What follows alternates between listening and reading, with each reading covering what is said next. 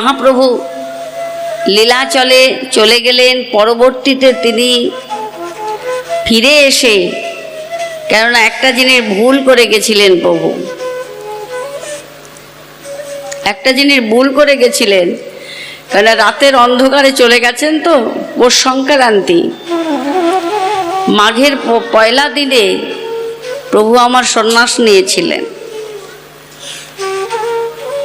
তো যখন সন্ন্যাসী হয়েছেন প্রভু,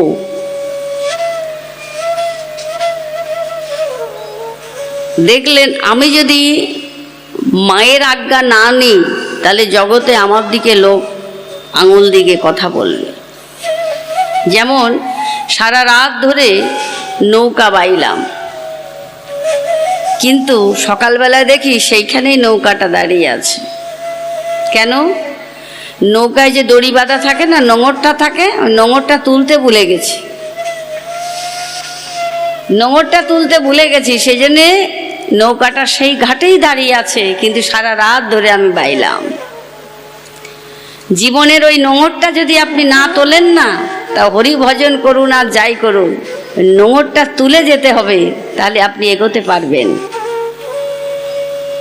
কেন না? আপনার ভেতরে রয়েছে কাম, ক্রোধ, লোভ, মোহ, মদ, মাৎসর্য, এগুলো রয়েছে। এই যে নোঙরটা সম্পূর্ণটা তুলতে হবে, তবে আপনি নৌকা বাইতে পারবেন।